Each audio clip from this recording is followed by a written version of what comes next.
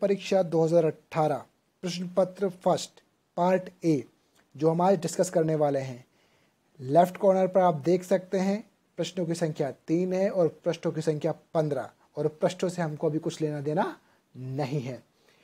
और left side आप देख सकते हैं एग्जाम का ड्यूरेशन है 3 घंटे और पूर्णांक है 300।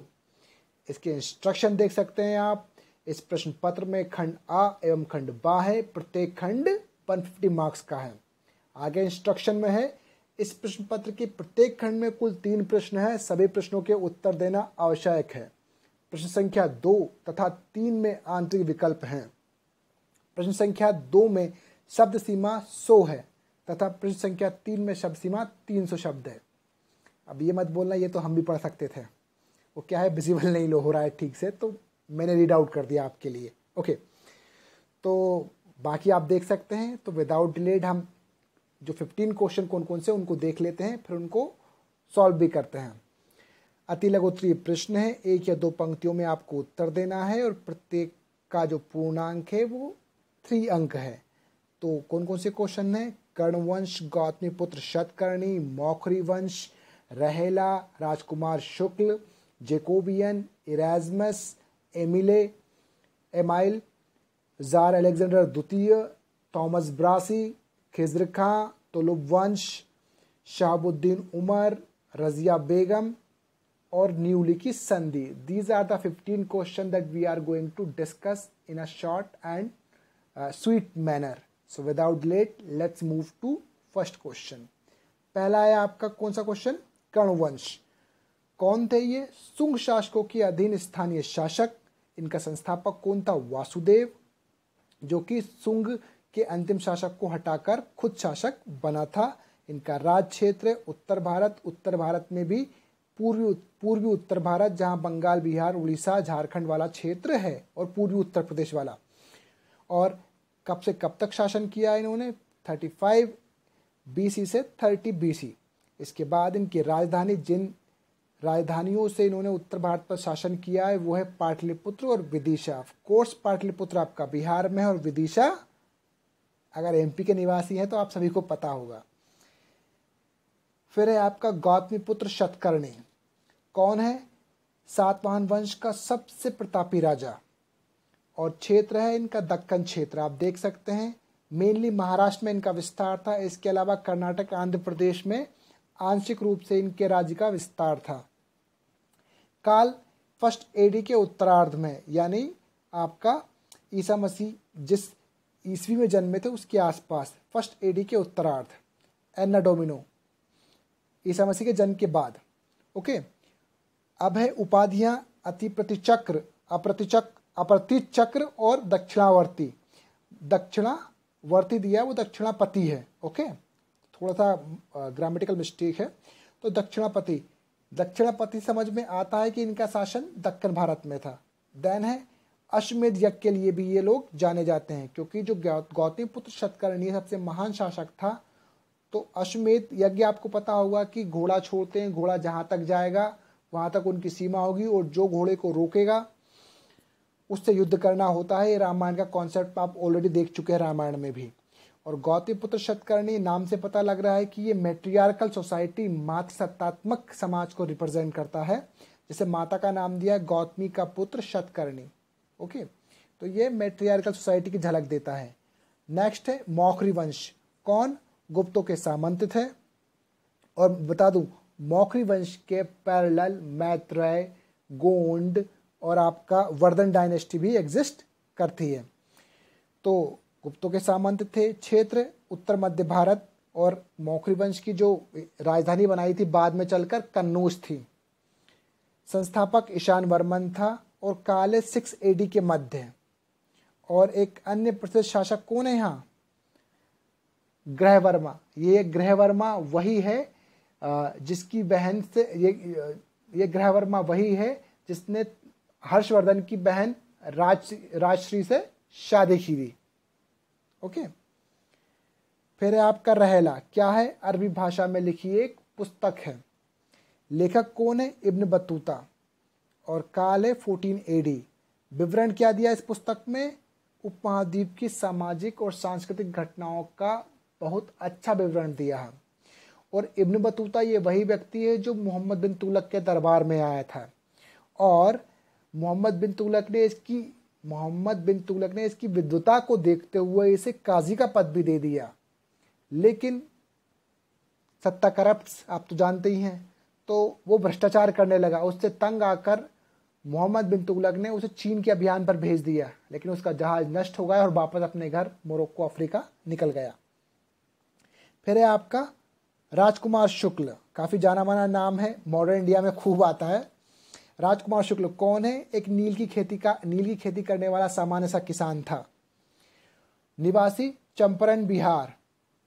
और जाना क्यों जाता है?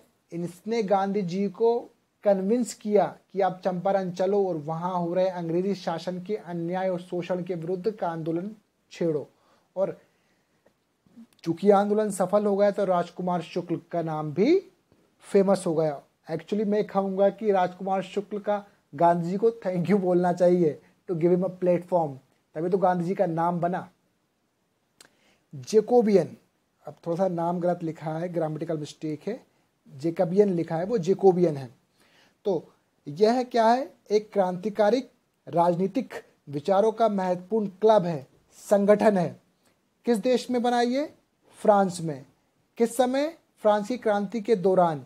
और बगल में जो डिजिट दिए हैं 1789 से 1799, ये बताता है कि उस समय सबसे ज़्यादा एक्टिव था।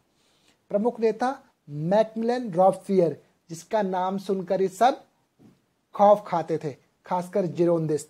जिनको नहीं पता जिरोंदिस्ट और जेकोबियन कौन है, वो फ्रांसीसी क्रांति की क्लास अटेंड कर ले, या जब लेक्चर अपलोड होगा तो आपको बता दिया जाएगा। और हालांकि मैंने राष्ट्रवाद के लेक्चर में भी इसकी बातें की हैं।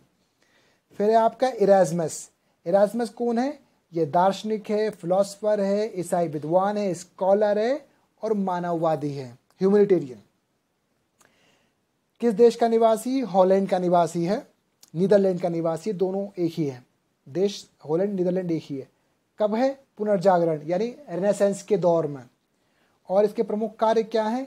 मूर्खों की प्रशंसा में, यहाँ पर कॉमा नहीं लगा है, in the praise of folly, मूर्खों की प्रशंसा में एक पुस्तक का नाम है। फिर दूसरी पुस्तक का नाम है डिसएम्बिगुएशन, ये भी दूसरी पुस्तक है। फिर तीसरी पुस्तक है सिनेर्जिज्म। 3 पुस्तकें हैं, मूर्खों की प्रशंसा में, डिसएम्बिगुएशन एंड सिनेर्जिज्म। और एक और इसने जो काम किया है वो है न्यू टेस्टामेंट का सबसे पहले संपादन किया है। न्यू टेस्टामेंट ईसाइयों की पुस्तक है, रिलीजियस पुस्तक है। फिर एक खिज्र खां, कौन है? तैमूर के अधीन एक सैन्य अधिकारी और संस्थापक है सैयद डायनेस्टी का। तो 2 बातें तो यही हो गई इसके बारे में।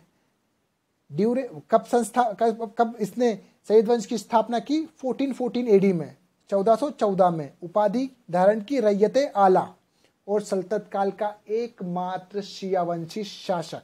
सबसे महत्वपूर्ण फैक्ट तो यही है, क्योंकि अधिकतर शासक जो होते थे शिया तुर्की अरबी हुआ करते थे।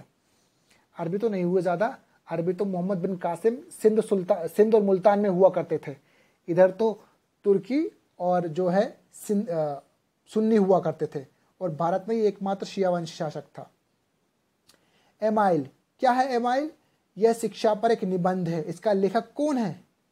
Gene Jacques Rousseau. ये वही व्यक्ति है जिसके कोटेशन कॉमन-विल, जो कोटेशन है सामान्य विल का बार बार फ्रांसीसी क्रांति में यूज किया गया है। तो लेखक है जीन जैक्स रूसो एमाइल का। और इसका पब्लिकेशन कब हुआ? 1762 एडी में। भाषा थी फ्रेंच। खास बात क्या है कि बच्चों की शैक्षिक विकास स्वतंत्र व प्राकृतिक होना चाहिए। ये मना कर रहा है कि स्कूल जैसी संस्था, विद्यालय जैसी संस्था बच्चों की जो नेचुरलिटी है, सोचने की क्षमता है, जो क्रिएटिविटी है, उसको किल कर देती है। बल्कि उसने ये भी बताया कि अगर बच्चे को स्वतंत्र छोड़ दिया जाए तो कई सारे डायमेंशन सोच सकते हैं। आप गधों को, घोड़ों को, सबको एक डंडे से ट्रीट नहीं कर सकते। अगर ऐसा करोगे तो आप उनको एक रास्ते पर चलाना सिखा रहे हो, आप उनको सोचना नहीं सिखा रहे हो। ठीक है, वो कहना चाह रहा था कि बच्चों का विकास नेचुरल होना चाहिए। नेक्स्ट है आपका जार अलेक्जेंडर द्वितीय। कौन है? रशिया का महान शासक और निकोलस प्रथम का सक्सेसर। कब से कब तक शासन किया? 1855 से 1881 एडी तक, और असैसिनेट कर दिया गया, यानी इसकी हत्या की गई। 1861 में इसने दास प्रथा को खत्म कर दिया और इसीलिए इसको द लिबरेटर के नाम से भी जाना जाता है। फिर है थॉमस ब्रासी, काफी महत्वपूर्ण नाम है। आप समझ रहे हो, इन क्वेश्चन को देखकर लगता है कि ऐसे क्वेश्चन की पूछने की संभावना ना के बराबर है, लेकिन पूछ लिया गया तो आप समझिए कि पीएससी का दायरा काफी बड़ा है पूछने का। कौन है? यह एक अंग्रेजी सिविल इंजीनियर है, ठेकेदार है और जो बिल्डिंग मटेरियल है उनका मैन्युफैक्चरर है। ओके, कब से कब तक था ये? 1805 से 1870 एडी तक, यानी जन्म से मृत्यु यानी कितने साल जिया? Hardly 65 years. लेकिन इसका जो कार्य शुरू हुआ था वो 1830 के बाद शुरू हुआ था। तो किस लिए जाना जाता है ये? 19वीं सदी में बड़े स्तर पर रेलवे नेटवर्क की स्थापना की। इसकी उपलब्धियों को देखते हुए बताया जाता है कि ब्रिटेन में 1947 तक प्रत्येक 3 माइल में से 1 माइल की रेलवे लाइन इसी ने बिछाई थी, और पूरे विश्व में 1870 तक 20 माइल में से 1 माइल की रेलवे लाइन इसी ने बिछाई। फिर है आपका तुलुव डायनेस्टी। कहाँ की डायनेस्टी है ये? विजयनगर की। विजयनगर का तृतीय महत्वपूर्ण राजवंश है ये। इससे पहले संगम और सुलुव डायनेस्टी शासन करती थी। विजयनगर में 4 डायनेस्टी रूल किए मेनली। कौन कौन सी? संगम, सुलुव, तुलुव और अराबिडू। फिर है आपका इसमें नेक्स्ट है, संस्थापक कौन है इसका? वीर नरसिंह। और इस वंश की स्थापना कब हुई? 1505 एडी में। क्षेत्र कहाँ है? मेनली साउथ के 4 राज्य। कौन कौन से? केरल, कर्नाटक, तमिलनाडु और आंध्र प्रदेश। और इस वंश का सबसे महान प्रतापी राजा, जिसका पीरियड भारत का गोल्डन काल कहा जाता है, कृष्णदेव राय, ये वही है। फिर है शहाबुद्दीन उमर। कौन है ये? खिलजी वंश का तृतीय शासक। और कहाँ पर शासन किया इसने? दिल्ली सल्तनत पर। कब ये शासन में आया? 1316 में, और 1 साल में मर भी गया वो। अलाउद्दीन के बाद मलिक काफूर की सहायता से यह शासक बना था, और बाद में मुबारक शाह ने इसे हटा दिया। फिर है रजिया बेगम। कौन है? इल्तुतमिश की पुत्री और दिल्ली सल्तनत की प्रथम मुस्लिम महिला शासिका। कब से कब तक शासन किया इसने?